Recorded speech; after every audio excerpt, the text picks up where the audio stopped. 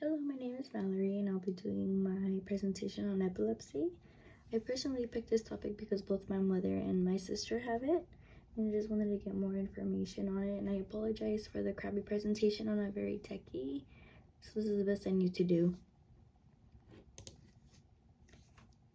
Etiology. Epilepsy is a brain condition that causes frequent seizures. It's also known as a seizure disorder. In some patients, epilepsy can be identified, and in other patients, the cause is unknown. There are many different types of epilepsy, and it is very common. According to the Center for Disease Control and Prevention, 1.2% of people have epilepsy, and about 75% of epilepsy occurs during childhood. Demographics. There is no specific reason why people have epilepsy. Half of the people diagnosed do not have a specific cause as to why. Epilepsy is common in young children and older patients.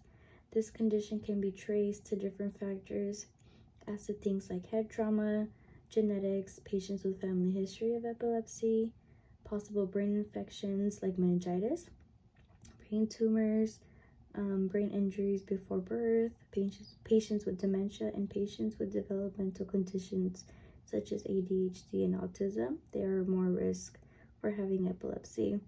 Also, patients over the age of 35 who have had a stroke are more at risk for developing epilepsy. Anatomy. During a seizure, large numbers of neurons are being passed. Non-epileptic seizures are short, but epileptic seizures are known as 2 or more provoked seizures. Epilepsy is associated with anatomical changes in the hippocampus, the amygdala, the frontal cortex, the temporal cortex, and the olfactory cortex. Patients with epilepsy have shown signs of cerebellar degeneration.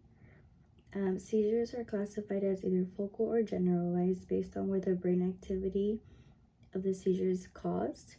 When a seizure occurs in one area of the brain, those seizures are called focal seizures. Physiology and symptoms. Each seizure is different depending on the patient. Epileptic seizures affect brain processes. Some patients experience symptoms as temporary confusion, loss of consciousness, symptoms of psychosis, stiff muscles, jerky movements of the arms and the legs, fear and anxiety. Reports state that some patients might experience the same type of seizures every time. It is known that some patients have warning signs before onset of epileptic seizures.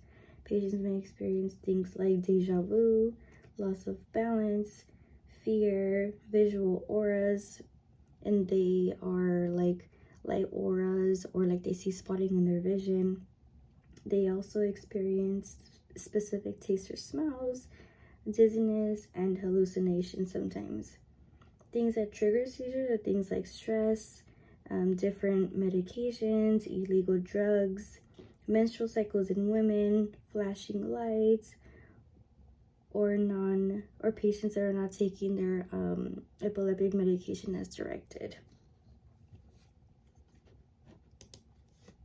Diagnosis. Some patients experience a seizure once and never have them again.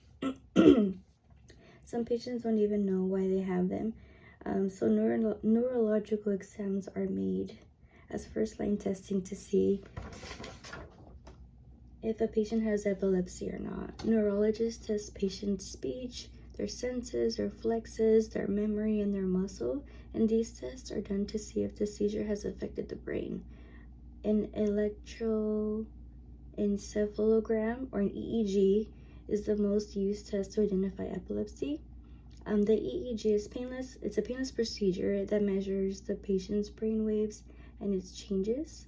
The EEG can detect where the seizure starts and where it spreads, and it can also tell you the type of seizure the patient is experiencing. Doctors also perform either CT scans or MRIs, like in a hospital setting, to view images of the brain, and also genetic testing can be performed. Treatment. There are different types of treatments that are available for patients that have epilepsy. For example, my mom takes medication. Medication therapy is available for patients that have uncontrollable seizures.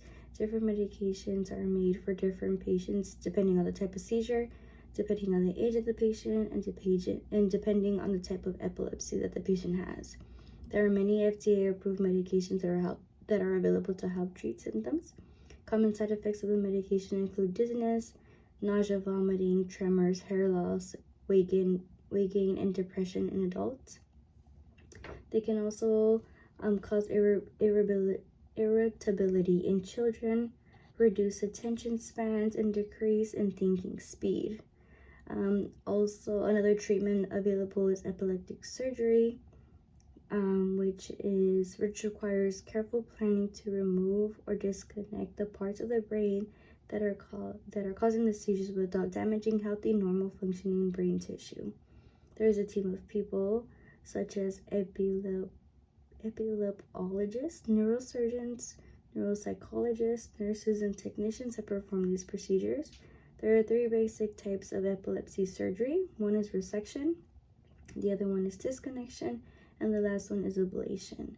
And the risk of surgeries are the way patients react after anesthesia, bleeding, infections, brain injury, and delayed healing to the surgical site. And that is all. Thank you.